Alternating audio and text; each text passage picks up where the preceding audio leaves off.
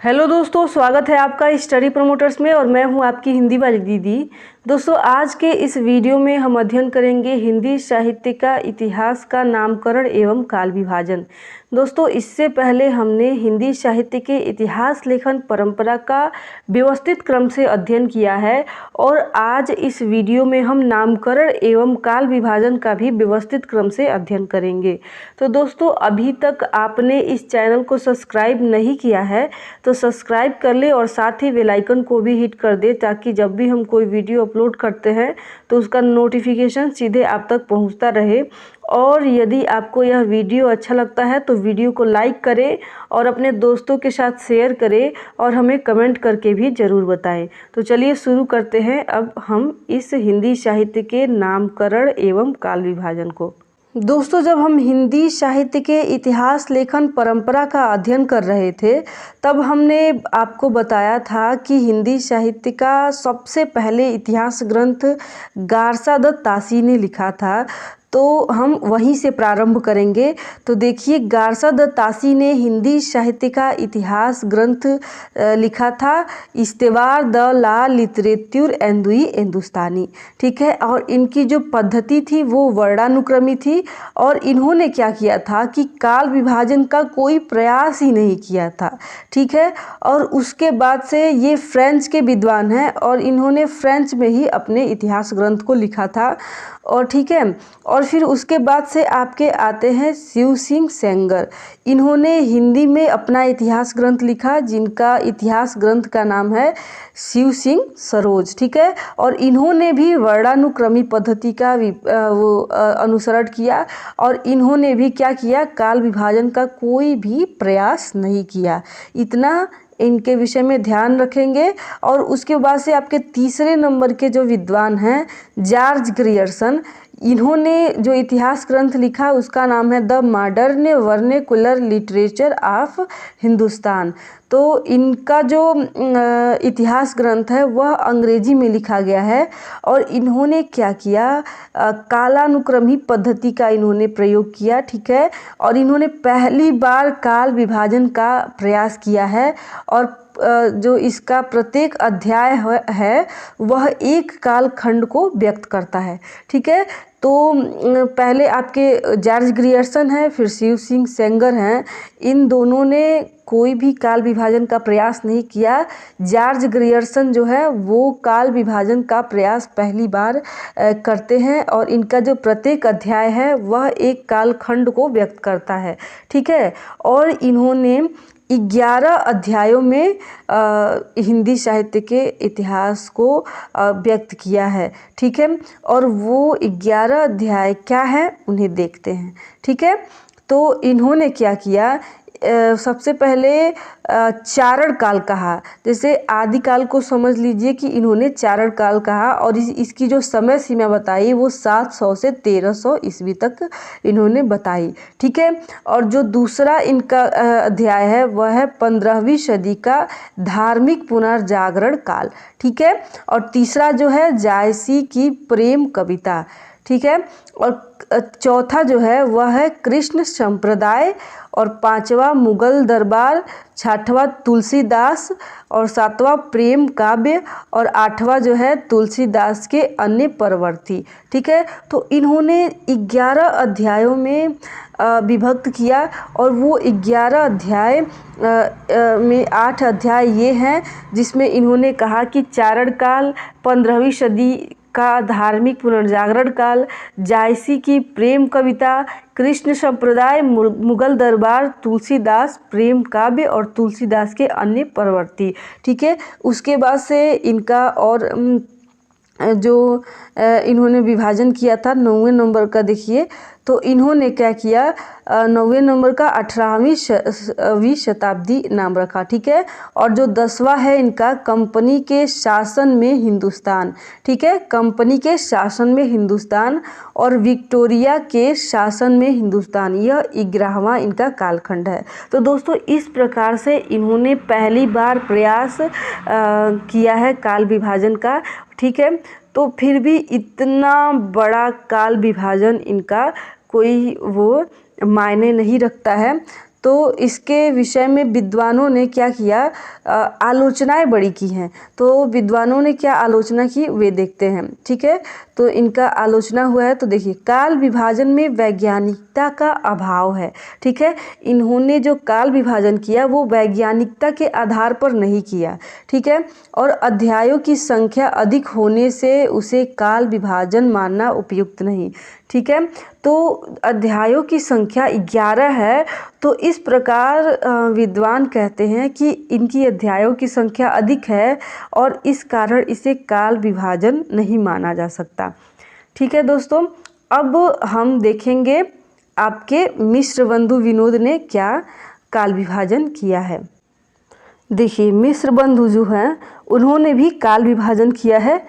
तो मिश्र बंधु का जो इतिहास ग्रंथ है उसका नाम है मिश्र बंधु विनोद। ठीक है, और इन्होंने भी काल विभाजन किया है, तो उसे देखते हैं। देखिए, इन्होंने पहले कालखंड को आरंभिक काल नाम दिया और जिसको 2 भागों में विभक्त किया, पूर्व आरंभिक काल और उत्तर आरंभिक काल। और इनकी समय सीमाएं भी इन्होंने बांटा। 700 से 1334 विक्रमी संवत इन्होंने कहा पूर्व आरंभिक काल को, और उत्तर आरंभिक काल को इन्होंने 1344 से 1444 विक्रमी संवत इन्होंने माना है। ठीक है, और इन्होंने फिर दूसरे कालखंड का नाम माध्यमिक काल रखा। ठीक है, और इन्होंने माध्यमिक काल में भी माध्यमिक काल को भी 2 भागों में विभक्त किया, पूर्व माध्यमिक काल और प्रौढ़ माध्यमिक काल।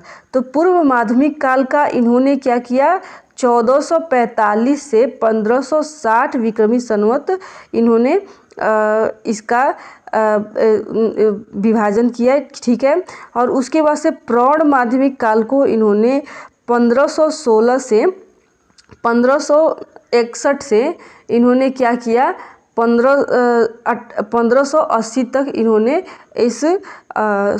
इसकी समय सीमा बांटी। ठीक है, और उसके बाद से इन्होंने तीसरे नंबर का जो इन्होंने कालखंड विभक्त किया उसका नाम है अलंकृत काल। इसे भी इन्होंने 2 भागों में विभक्त किया, पूर्व अलंकृत काल और प्रौढ़ अलंकृत काल। ठीक है, तो इन्होंने पूर्व अलंकृत काल को 1681 से 1790 विक्रमी संवत माना, और प्रौढ़ अलंकृत काल को इन्होंने 1791 से इन्होंने 1889 विक्रमी संवत इन्होंने माना है। ठीक है, और उसके बाद से इनका आता है परिवर्तन काल। ठीक है, इसे 1890 से इन्होंने 1925 विक्रमी संवत माना है। ठीक है, और उसके बाद से इनका आता है वर्तमान काल। तो वर्तमान काल इनका 1926 विक्रमी संवत से आगे चलता है या अब तक आ रहा है। ठीक है, तो इन्होंने क्या किया, इन्होंने 5 भागों में हिंदी साहित्य के इतिहास को विभक्त किया, जो प्रारंभिक काल, माध्यमिक काल, अलंकृत काल, परिवर्तन काल और वर्तमान काल। तो ये 5 भाग रहे। प्रारंभिक काल, माध्यमिक काल और अलंकृत काल को इन्होंने पुनः 2 भागों में विभक्त किया है। ठीक है, तो इनके बारे में बड़ा ही आलोचना हुआ है। तो देखिए इनके विषय में क्या आलोचनाएं हुई हैं उनको। ठीक है, तो मिश्र बंधु जो हैं उनके काल विभाजन पे बहुत ही विद्वानों ने आपत्ति जताई है। तो सबसे पहले आपके आते हैं आचार्य रामचंद्र शुक्ल। तो इनके अनुसार क्या आलोचनाएं हुई हैं, तो देखिए इन्होंने कहा कि सारे रचना काल को केवल आदि, मध्य, पूर्व, उत्तर आदि इत्यादि खंडों में आँख मूंदकर बांट देना, यह भी न देखना कि किस कालखंड के भीतर क्या आता है और क्या नहीं, किसी वृत्त संग्रह को इतिहास नहीं बना सकता। ठीक है, तो आचार्य रामचंद्र शुक्ल जी कहते हैं कि सारे कालखंड को केवल एक ही प्रकार से बांट देना कि आदि, पूर्व, उत्तर इत्यादि कालखंडों में इन्होंने आँख मूंद कर बांट दिया है, और इस कालखंड में यह भी इन्होंने नहीं देखा कि इसके अंतर्गत क्या आता है और क्या नहीं। तो इस प्रकार के वृत्त संग्रह को, बड़े संग्रह संग्रह को हम इतिहास ग्रंथ नहीं मान सकते। ये आचार्य रामचंद्र शुक्ल जी का कथन है। ठीक है, उसके बाद से हम थोड़ा सा आगे बढ़ते हैं। देखिए, काल विभाजन का कोई सुस्पष्ट आधार नहीं है, और इनके जो काल विभाजन का कोई भी स्पष्ट आधार इन्होंने नहीं बनाया है। ठीक है, और परिवर्तन काल असंगत है। विद्वानों ने कहा कि परिवर्तन काल असंगत है।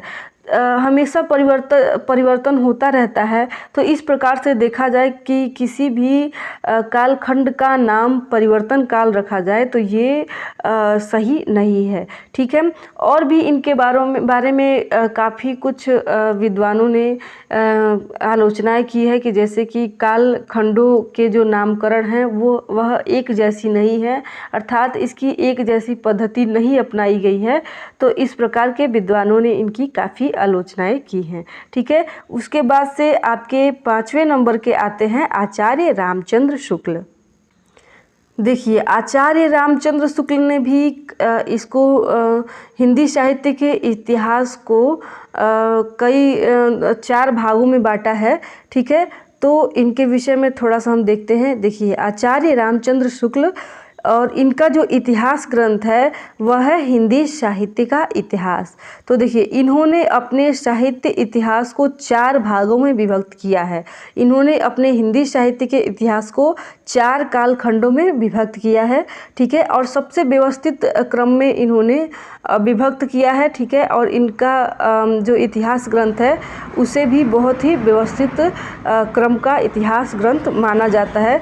इसे आपको ध्यान में रखना है। ठीक है, तो इन्होंने क्या क्या काल विभाजन किए हैं उन्हें देखते हैं। तो देखिए, इन्होंने पहले कालखंड को, जैसे आदि काल है, उसका वीर गाथा काल नाम रखा। दोस्तों, एक बात ध्यान में रखना कि इन्होंने दोहरे नामकरण की पद्धति को सबसे पहले प्रारंभ किया है, अर्थात इन्होंने दोहरे नामकरण की पद्धति को अपनाया है। ठीक है, तो इन्होंने आदिकाल को वीरगाथा काल नाम दिया है, और उसका जो समय सीमा है वह 1050 से 1375 विक्रमी संवत इन्होंने माना है। ठीक है, इसको भी ध्यान में रखना है कि इन्होंने विक्रमी संवत में इसका काल विभाजन किया है। ठीक है, पूर्व मध्यकाल को इन्होंने भक्ति काल नाम दिया, और उसकी जो समय सीमा है वह 1375 से 1700 विक्रमी संवत इन्होंने माना है। ठीक है, और जो उत्तर मध्यकाल है उसको इन्होंने रीतिकाल कहा। ठीक है, और इन्होंने 1700 से 1900 विक्रमी संवत इस कालखंड को माना। ठीक है, और उसके बाद से इन्होंने आधुनिक काल कहा है जो 1900 से अब तक है। ठीक है, तो इन्होंने 4 कालखंडों में विभाजन किया है। ठीक है, और उसके बाद से इसका जो समय सीमा है वह विक्रमी संवत में किया है। तो देखिए, इन्होंने वीरगाथा काल, भक्ति काल, रीतिकाल, आधुनिक काल। आदिकाल को इन्होंने वीरगाथा काल कहा, और पूर्व मध्यकाल को इन्होंने भक्ति काल कहा। रीतिकाल को इन्होंने क्या बोलते हैं, उत्तर मध्यकाल को इन्होंने क्या कहा, रीतिकाल कहा, और आधुनिक काल कहा। ठीक है, तो इन्होंने 4 कालखंडों में इसे विभाजित किया है। अब देखते हैं इनके बारे में, थोड़ा सा नोट है उसे देखते हैं। तो देखिए, नोट में शुक्ल जी ने आधुनिक काल को ही गद्य काल कहा है। ठीक है, और इसे 2 भागों में विभक्त किया है। आचार्य रामचंद्र शुक्ल जी जो हैं उन्होंने क्या किया, आधुनिक काल को 2 कालखंडों में विभक्त किया, और उस कालखंड को का नाम रखा गद्य खंड और काव्य खंड। ठीक है, तो इसे आप ध्यान में रखेंगे कि शुक्ल जी जो हैं वो आधुनिक काल को 2 कालखंडों में विभक्त करते हैं, और पहले का नाम रखते हैं गद्य खंड और दूसरे का नाम रखते हैं ये काव्य खंड। ठीक है, और उसके बाद से हम थोड़ा सा आगे बढ़ते हैं। देखिए, एक पॉइंट है, काव्य खंड को इन्होंने पुरानी काव्य धारा और नई काव्य धारा नाम से विभाजित किया। ठीक है, काव्य खंड को इन्होंने फिर पुनः 2 भागों में विभक्त किया है, एक पुरानी काव्य धारा और दूसरी नई काव्य धारा के नाम से इन्होंने विभक्त किया है। ठीक है, और शुक्ल जी ने आधुनिक काल के 3 उत्थानों की भी चर्चा की है जो निम्नलिखित है। तो शुक्ल जी क्या करते हैं, आधुनिक काल को 3 उत्थानों में भी विभक्त करते हैं, और उन 3 उत्थानों का नाम देखिए इस प्रकार है। प्रथम उत्थान जो है इन्होंने 1925 से 1950 विक्रमी संवत तक माना है और द्वितीय उत्थान इन्होंने 1950 से 1975 विक्रमी संवत माना है। ठीक है, और तृतीय उत्थान उन्होंने 1975 से आगे तक माना है। ठीक है, तो इन्होंने क्या किया, आधुनिक काल को 3 उत्थानों में बांटा है। ठीक है, और उन तीनों उत्थानों को ऐसे प्रथम उत्थान, द्वितीय उत्थान और तृतीय उत्थान में इन्होंने विभक्त कर दिया है। अब देखिए शुक्ल जी के विषय में, जैसे आचार्य रामचंद्र शुक्ल जी के विषय में, इनके इतिहास ग्रंथ के विषय में और इन्होंने जो काल विभाजन किया है, नामकरण रखा है कालखंड का, उसका भी विद्वानों ने आलोचनाएं की हैं। कुछ इस प्रकार की इनकी आलोचनाएं हैं। तो देखिए, वीरगाथा काल नाम पर सर्वाधिक इनकी आपत्ति आई है कि वीरगाथा काल जो नाम है वो असंगत है, अर्थात इन्होंने वीरगाथा काल नाम को असंगत माना है। ठीक है, और दोस्तों वीरगाथा काल नाम इन्होंने जिस आधार पर रखा था, आचार्य हजारी प्रसाद द्विवेदी ने कहा है कि जिन रचनाओं के आधार पर इन्होंने वीरगाथा काल नाम रखा है वो अप्रमाणिक है, अर्थात वो मतलब वो स्वीकार ही नहीं करते हैं कि वो जो इनका जो नामकरण है वीरगाथा काल नाम और जिस आधार पर इन्होंने रखा है वो प्रमाणिक ही नहीं है। ठीक है, तो इस प्रकार से इनका भी आलोचना होता है। दोस्तों, यह हिंदी साहित्य के इतिहास का नामकरण एवं काल विभाजन का पहला भाग का वीडियो है और दूसरे भाग का वीडियो आप प्राप्त करने के लिए इस चैनल को सब्सक्राइब कर लें और बेल आइकन को भी हिट कर दें, ताकि जब भी हम उस वीडियो को अपलोड करते हैं तो उसका नोटिफिकेशन सीधे आप तक पहुंचेगा। और आपको यह वीडियो अच्छा लगा है तो वीडियो को लाइक करें और अपने दोस्तों के साथ भी शेयर करें और साथ ही हमें कमेंट करके बताएं। ठीक है, और फिर मिलते हैं हम उस नए वीडियो में, तब तक हमें दीजिए इजाज़त। नमस्कार।